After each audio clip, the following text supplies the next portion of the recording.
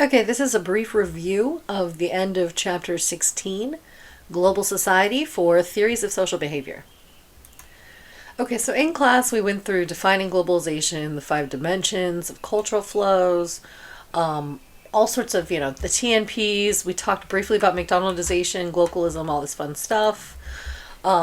We covered all of the influences and core ideas of Wallerstein, and especially the world systems analysis, right, of the core periphery and semi-periphery countries. And then we left off here. Oh, no, that's not true. We went through this.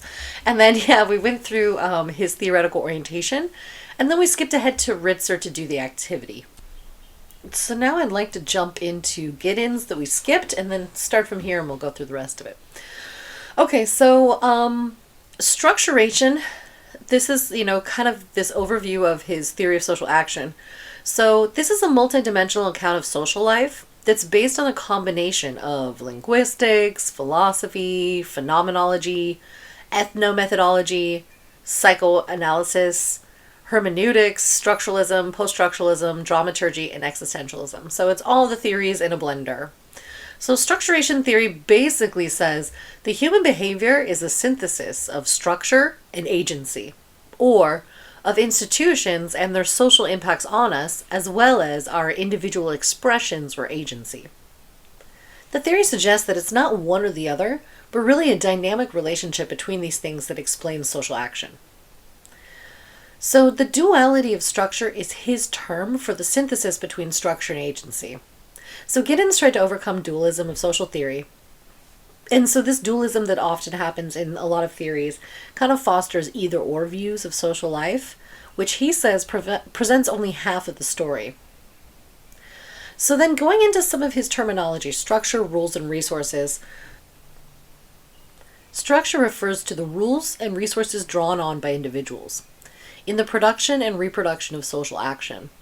So they're the things that came before us and the values or the institutions, but only as much as how we use and apply them.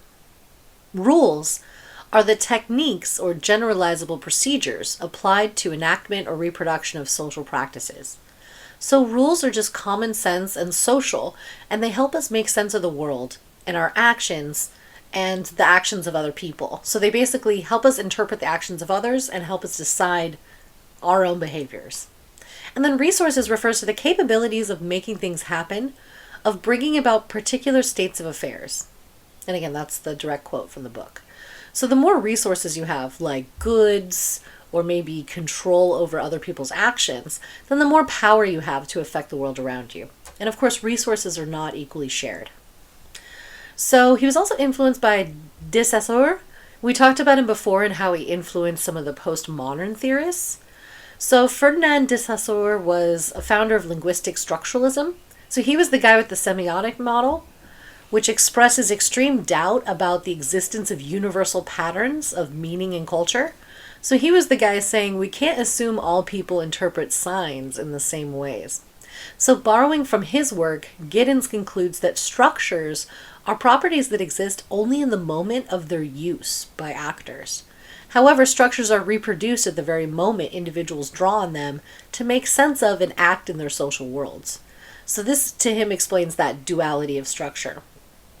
And this is different from a functionalist approach, because in the functionalist approach, social structures are external forces that determine or constrain our individual actions, thereby ignoring an individual's motives behind why they're doing any behaviors that they're doing. So Giddens disagreed with this view because he believed that individuals know what they're doing and why they're doing it. So that's really important to him, is the role of individual agency, the power to act, the power to make a difference or to intentionally intervene in the world. So in this sense, structure is constraining as it limits actions, and it's enabling because it's through structures that individuals can exercise their agency and affect their surroundings. So the notion of a system is patterned or reproduced relations between individuals or collectives organized as regular social practices. So Giddens' social system does not consist of structures, but rather of structural properties. And these properties are reproduced across time and space as an unintended consequence of the interaction. So he says that a lot of our actions happen without us being aware of why we do it, what he calls practical consciousness, which refers to what individuals know about social conditions but probably cannot put into words.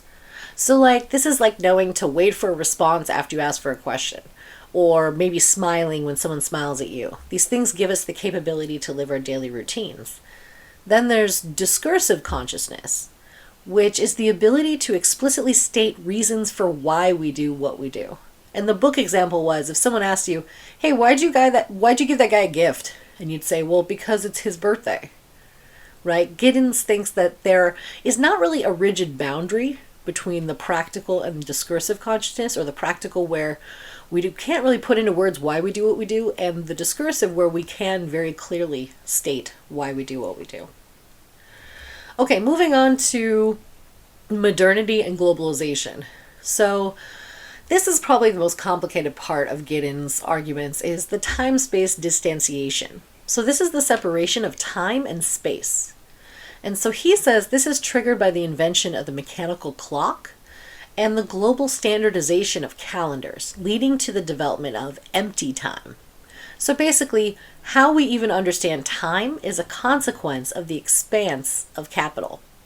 So the emptying of time has made for the emptying of space possible.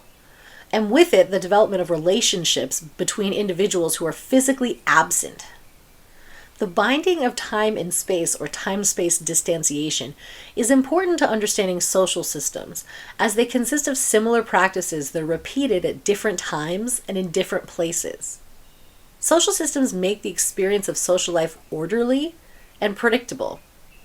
The book example is if you see a friend after not seeing them for a while, you don't have to start your friendship over from scratch. And similarly, the system of market relations produces recurring, predictable practices that bind the activities of individuals and groups across large expanses of time and space. So the time-space distanciation has given rise to uniquely modern, rationalized organizations that are capable of transcending local borders and establishing a global reach. So that's where the globalization works in. Also, he talks about the interplay between security and danger, as modern societies offer more security, but they are still offset by dangers. And that there's an interplay between trust and risk, as trust is really the confidence and the reliability of a person or system regarding a certain set of outcomes or events. So there's like a faith that, this is correct, this is true, or a certain thing will happen. And trust inevitably involves risk. So moving on to disembedding mechanisms or abstract systems. So these lift out actions from their local contexts and make possible the reorganization of social relations across time and space. Contemporary society can no longer be primarily defined by its grounding or embeddedness in a local context of a restricted place or time, right? Individuals routinely place their trust in abstract, disembedded mechanisms. So for instance, money is disembedded from value. Our money is based on trust that a piece of paper will be considered currency. It's disconnected from any gold standard or tangible connection to that money. It now exists as a currency or numbers in a computer, not a pile of gold. So a clock is disembedded from time, which is why the one in my car keeps consistently falling behind, right? It's that these things are separate, right? They are not connected. So this kind of plays right into symbolic tokens and expert systems. So symbolic tokens are the media of exchange or interchange, which can be passed around without regard for specific characteristics of individuals or groups that handle them at any particular juncture. That is a mouthful of a definition. So the best example of a symbolic token is money, right? It stands for something. It can be interchanged and passed around, and it's not about who had it before you. Actually, unless someone writes on the dollar bill, sometimes you see that, people write stuff on it or draw a little funny picture on one of the presidents. So, but typically a symbolic token means it's just something that we kind of pass around and exchange with each other that has some sort of symbolic meaning in connection to something. Right? It's not money itself, it's not value itself, it's that it's disembedded in that way. So Another thing that Giddens talks about is the transformation of intimacy. That while trust is a pre-given thing in a traditional society where people have strong kinship networks, and again, the solidarity comes from that kind of, we've talked about mechanical and organic solidarity, that it comes from having the same kind of beliefs and lifestyles and experiences. But in modern societies, trust is a project that requires work in the form of self-disclosure and openness in order to be won. And then ontological security is really just about the unconscious feelings that people have regarding the continuity of our self-identity and the broader social and physical world. So ontological security is really just a sense of security based on our trust in the knowledge that the world is as it seems. Maybe this is why people get so triggered, older generations, by younger generations changing up those kind of taken for granted notions like gender, for example. So really, ontological security is that warm and fuzzy feeling people have that tells them that, they get what the world is and they know how it works and that they can predict what will happen next, as illogical as that is. Okay, so Giddens' theoretical orientation is first, his theory of structuration incorporates elements from each of the quadrants making up our action order framework in the book. So it's a very synthetic account of social action. His views on individual agency emphasize, the kind of more individual aspect. He also looks at the collective aspect from the kind of structures of themselves. So it's multidimensional analysis as well. And again, a collectivist and individualist approach to modernity. And this comes through in his time-space distanciation arguments, that accompanying disembedding mechanisms that they have produced, major institutional shifts, right? So again, time becoming something that's like a globalized standard that we accept. And then lastly, looking at this duality of social life, that social life is not dictated by a mechanical formula. It's motivated by individual agency, by structure, but also by people who employ resources to make things happen, intentionally or otherwise. Okay, moving on to Beck, Ulrich Beck. So Beck, while theorizing the notion of what he calls risk society, he borrowed from the ideas of Max Weber, also some of those critical theorists that we talked about before associated with the Frankfurt School, like Habermas, and also Anthony Giddens that we just talked about. So he shares with them the belief that the instrumental rationality in scientific thinking that have become dominant lens through which social life is viewed is, basically that's the way in which we now evaluate life, is through an instrumental rationality in scientific thinking. So he was also influenced by Max Weber, because Weber believed that individuals are condemned to dehumanized bureaucracies with meaningless material consumption. And early critical theorists also viewed modern society as a product of the wonders of technological progress and the standardized culture industry, resulting in the loss of individuals' abilities to negate. So Habermas specifically, Habermas, he talked about a lot, obviously, but he believed that new social movements and communicative action could revive individual authenticity and a commitment to democratic values. And that's something that Beck really agreed with. But Beck did not agree with Habermas's optimism regarding the development of a more just or free society that would result from this.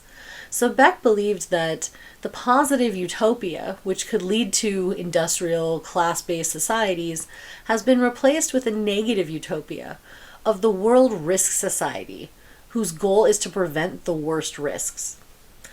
Okay, so this leads into reflexive modernization and risk society. So, second modernity has ushered in a new era in which modern society has become radicalized. So reflexive modernization has ushered in an era where the very principles of industrialization are now open to being contested. So Beck argues that individuals are now potentially set free from social constraints in this time period. And that this, comes along with fracture of existing arrangements. That with changes in the labor market or the broader economy, this compels people to make different decisions about their reflexive projects. So wealth production has been displaced by risk production. The second modernity has displaced industrialism's fundamental logic of wealth production with a logic of risk production.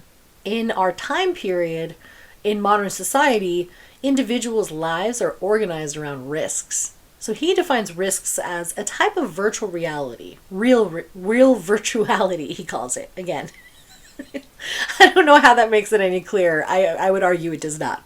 So basically, Beck argued that the omnipresence of large-scale threats on a global scope, some are anonymous, some are invisible, that this is the common denominator of our new era. And this is his quote: "A fate of endangerment has arisen in modernity, a sort of counter-modernity, which transcends all our concepts of space, time, and social differentiation. What yesterday was still far away will be found today and in the future at the front door."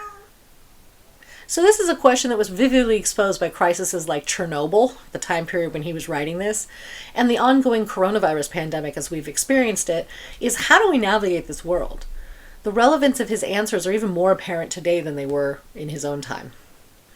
So when looking at catastrophes and risks, catastrophes are real things existing in the present, but risks are present in the form of an anticipation of future catastrophes that are not yet here, or as he calls them, absent. So today's risks and hazards are quite different from the traditional ideas in that they're invisible consequences of overproduction, of too much modernization, of too much knowledge. So think about how climate change is a problem we created through modernity. Technology like pesticides and fertilizers and chemical contaminants that we created all create pollution. Or the combustion engines, which contribute to global warming by burning fossil fuels. All these advances, like the creation of plastics, which came about from modernity, now threaten to make us all sick and destroy entire ecosystems. So this is part of his World Risk Society argument, a society characterized by a fundamental critique of the logic of control as we become increasingly aware of the far-reaching manufactured uncertainties that accompany modernization. So in his view, the central problem has shifted from the distribution of wealth to the prevention, minimization, and distribution of risks inherent in production processes. So scientific knowledge itself has become uncertain and insecure as a result of the realization that such knowledge is also socially constructed. So individuals must make their decisions in a context as more risks are created for every risk that's solved. So this is this growing unawareness and non-knowledge, as he calls it. Scientifically derived facts cannot answer the fundamental social questions about the acceptability level of risks. Instead, such questions can only be answered through shared values and normative conceptions of what's right and what's good. So Beck's contribution in the book Risk Society was to offer compelling sociological interpretation of this pervasive sense of undefined but pervasive threat, both as a matter of personal and collective experience and as a historical era. But more than that, Risk Society is a manifesto, and it proposes an attitude towards politics for contemporary reality. Okay, moving on to a path forward to an uncertain future.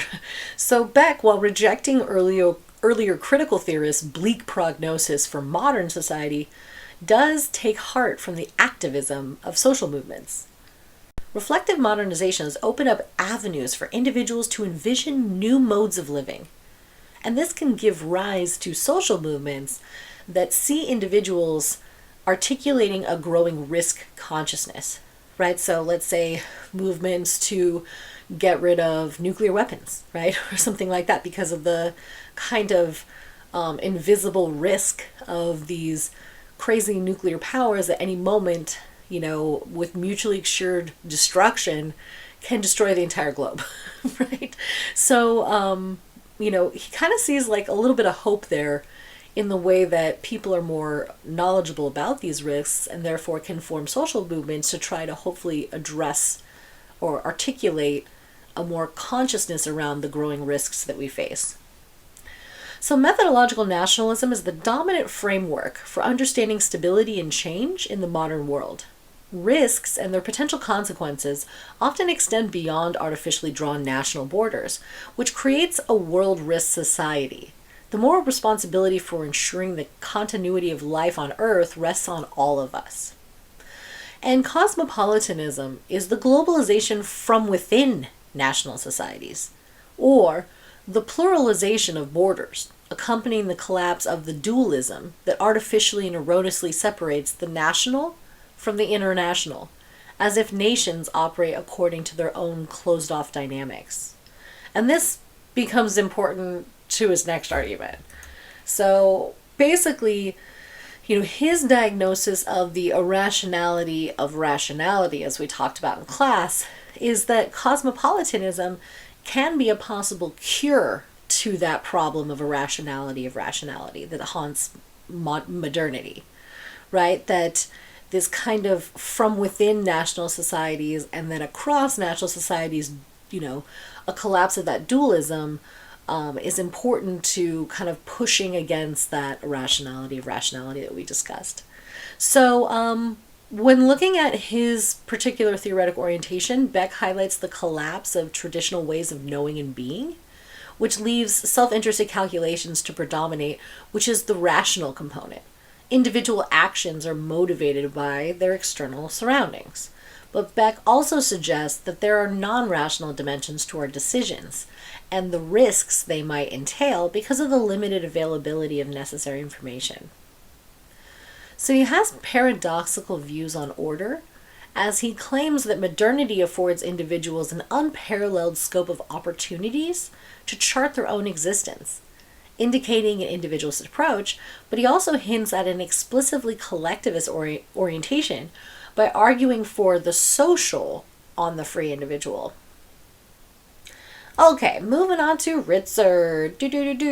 Okay, so Ritzer, we talked about him a little bit before because we talked about the McDonaldization, but I'm just going to go right back through it again.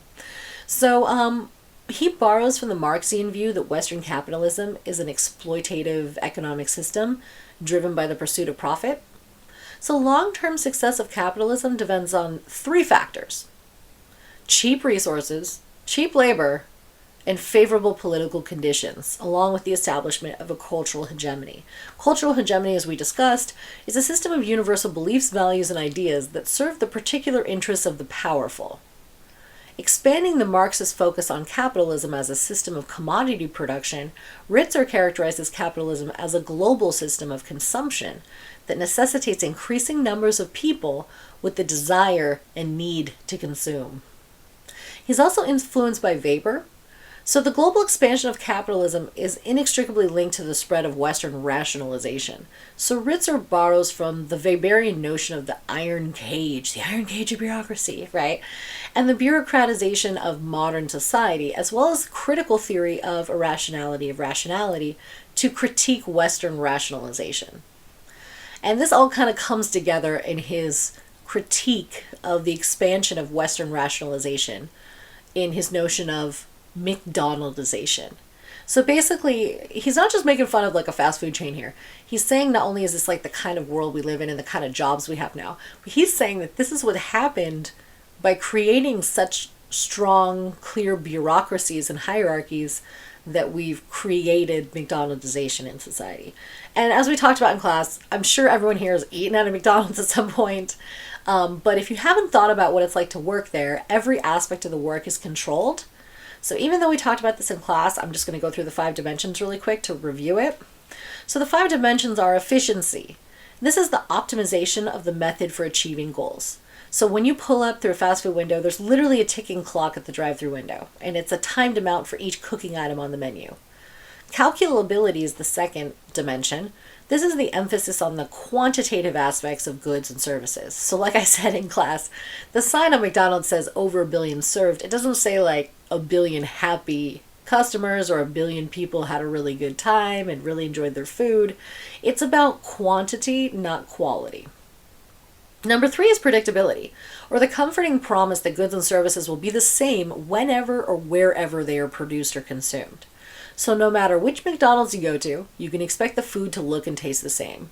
And as I made fun of in class, this is the part of McDonaldization that Del Taco has never mastered. Because sometimes there's good Del Taco locations and bad ones, even though it's supposed to be predictable, right? It's supposed to be the same across all of them. Number 4 is control through non-human technology. So it's the use of machines to replace workers or to take workers' normal tasks and routinize them while controlling the behavior of consumers. So there's buttons and timers that tell people how to cook and put together the foodstuffs. There's no artistic license. It's not like you're like, well, this is the way I cook it and this is the way someone else cooks it. It's all standardized, and they want to replace people with machines whenever possible. So it's funny that since Ritzer's argument about this, McDonaldization at McDonald's itself has even gotten worse. Nowadays, when you go into McDonald's, there's no longer anyone at the register to take your order. It's a tablet. So they don't have to pay a person to do the job. It's even more control through non-human technology. And then the last element is a rationality of rationality. This is the dehumanization of individuals and social relationships. And this comes about from having anonymous, superficial, scripted interactions between employees and customers. People don't even interact with employees, or if they do, it's a food handoff at the counter or a drive-through window, which really kind of takes or strips the humanity from the process. You don't really get to know people. It's not like, oh, how's your day? How are you? Like, there's no chit chat. It's just an exchange. And in a way, it creates, even though it's supposed to be rational, because it's quicker, it's more efficient, it creates an irrationality because then we just live our lives siloed in these situations where people have to answer to us with scripts and not actually have their humanity displayed. So McDonaldization promotes a standardized, homogenized approach to production, consumption, and social relationships. And we talked about some other examples in class, right? Like I gave you the example of food ordering apps that offer efficiency because they serve more customers. They have a clear set time for pickup. That results in more sales, so that's calculable. It's predictable that you get what you expect to order. And there's control by using the app instead of paying a person to take your order. And the irrationality of rationality happens as you go to pick up your food. It's often just on a shelf where you don't even interact with a person, right? You just kind of walk in, grab your thing, and go. Or even I gave the example of grocery stores, the predictability, they're all set up the same way, the control through using self-checkout machines, all this kind of stuff. This is happening through all industries of our society. So it's one of those terms, that's why we went over it in class and did that activity, was because McDonaldization is something I think we've all seen and experienced. And, we had some examples like Disneyland in class talking about the ways in which these kind of things operate. Okay, and then moving on to globalization. This calls attention to the imperialistic ambitions of nations, corporations, organizations, or other entities, and their desire or need to impose themselves on various geographic areas. This is tied to the spread of capitalism and McDonaldization itself. It's also tied to Americanization, or the propagation of American ideas, customs, social patterns, industry, and capital all around the world. So globalization is the dominant trend behind globalization. Now, glocalization is the intertwining of global and local practices and cultures. The difference between globalization and glocalization lies in the effects of each process, right? One is pushing the kind of dominant Americanization and McDonaldization around the world. And the other is incorporating some aspects of the global, but also holding on to the local practices and cultures. Okay, moving on to is nothing and something. Nothing is a social form that is generally centrally conceived, controlled, and compared, devoid of distinctive content. While something is a glocalized social form that's generally indigenously conceived, controlled, and comparatively rich in distinct substantive content. And again, those are the direct quotes, so that's why it's a little complicated. So basically, Richard's saying that modern life, especially within consumption, where something's being replaced by nothing, in which the indigenous and the unique is increasingly marginalized by the central and the generic. And leading to this is the dominance of nullities, as he calls them. So Ritzer describes them as non-places, non-things, and non-people, or even non-services that dominate our lives in a world created by globalization. The book example is the difference between eating at a restaurant chain versus a local restaurant that's family owned. So for instance, each chain restaurant is identical to all the others. It has the same signage, the same menu, the same decor, the same uniforms, all of it's the same. So the restaurant has no real connection to the local environment where it's operating, right? If you eat at a non-place, it can be anywhere, right? You can be at a Chili's and you're in the South, you're in the Northeast, you're on the West Coast, it's gonna be the same. So the geographic place you're in stops mattering. Also, most chain restaurants are not making food from local ingredients. They are often heating pre-made frozen portions that are shipped from a central location. So the food is bland and not complex, so it can appeal to a wide customer base. Also, customers in these chains are likely to interact with what he calls non-people, interchangeable anonymous workers. And this leads to general non-service, right, to customers, meaning waiters and cooks have no space to be creative. They have to follow standardized trainings or standardized recipes. So again, you don't go to Chili's because of their new up-and-coming chef and you're like, oh, we really want to speak to the chef about their new special, right? Actually, the food and the dining atmosphere are secondary to the experience, which is on purpose because they want to get people fed and get them the hell out of there, right? They want them to leave quickly so they can free tables for the next customers so they can generate more profit. So compare this again to a local family-owned restaurant. It's very different. They're not going to rush people. Their decor can be localized or connected to their area or their particular kind of food that they're making. The people are not non-people that are standardized. They get more customers because they provide great food and great service. So people want to go back there again. Like there's this place in Anaheim called Tien Bien that I've been going to for 1,000 years. And yeah, the food's great. I love the food. But it's also the atmosphere of like the local family-owned restaurant that's really great. And, the kind of friendliness and positivity and positive interactions I've had there that keeps me back as a local or as a, regular customer. So these places that are mom and pop family restaurants provide distinctive food, often specials that change or are based on food that's locally available. And again, their service is personable instead of generic. So it's very different from the kind of chains and the non-things that Ritzer's talking about that is dominating our modern life. Okay, so Ritzer's theoretical orientation is primarily collectivist and rational. The social order is shaped by broad structural processes. So individuals don't determine the development of such processes. They react to them. The actions of institutions operate according to a rational logic that's rooted in the principles of efficiency, predictability, calculability, and control. And so it's interesting that Ritzer has an acknowledgement of both individualist and non-rational forces.